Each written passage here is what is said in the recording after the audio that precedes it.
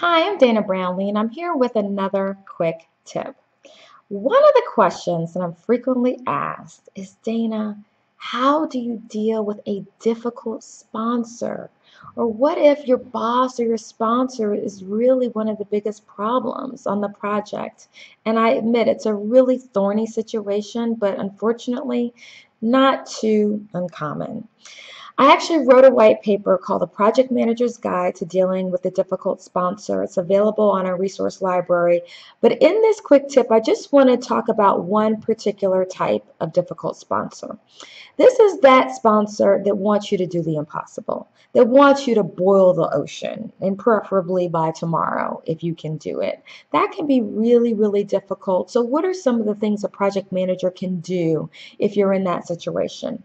First of all, risk analysis is your friend. If you've been put in a situation where you feel like you've been asked to do the impossible, instead of whining about it, you want to gather the right people together, including some subject matter experts who can help you quantify risks, anticipate potential issues, etc. You want to document what you possibly anticipate could go wrong, what would be the impact to the project, and then what are some suggested either mitigation strategies or possible backup plans. So you want to be able to go to your boss or your sponsor, whomever, not just with doom and gloom, but with hard facts in terms of, Jim, these are some of the concerns that I have, and I certainly wouldn't be doing my job effectively as a project manager if I kept you in the dark and didn't make you aware of some of these concerns. So that's something that can be really helpful in that situation.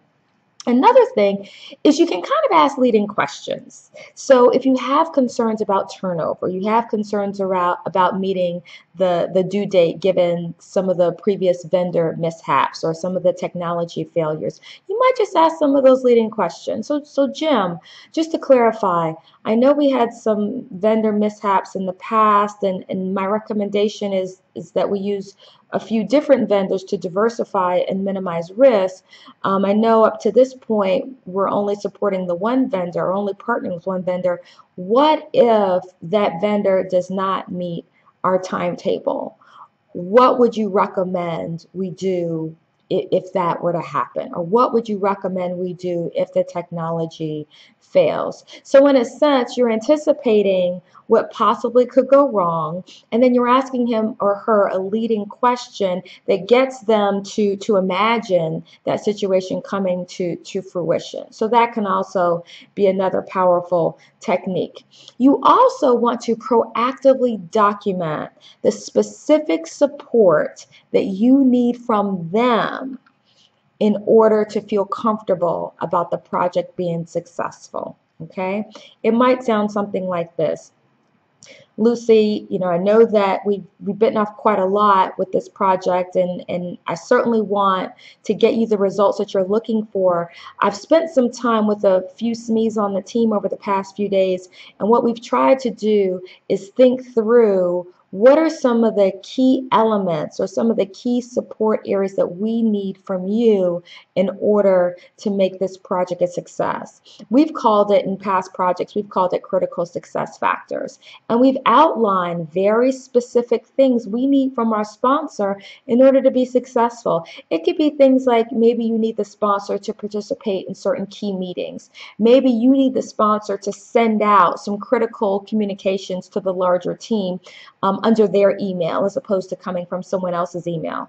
Maybe you need the sponsor to provide support in terms of resources, in terms of funding.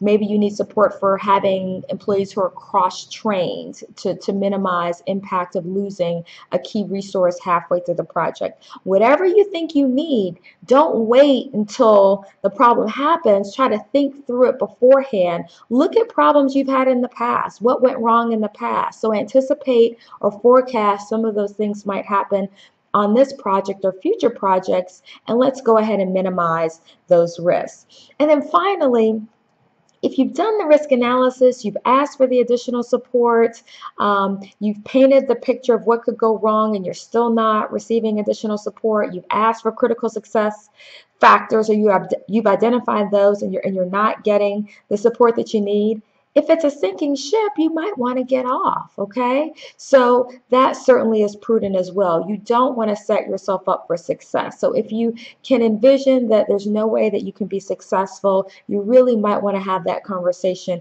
about not being the right fit and finding another place where you can be more successful. So I hope those tips are helpful. Again, that's just one type of difficult sponsor.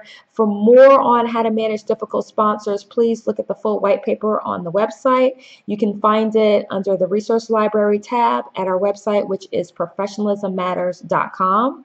If you're possibly looking for a speaker for an event, please feel free to fill out the form on our website as well. We'd love to have someone from our office contact you to learn more. Thanks so much.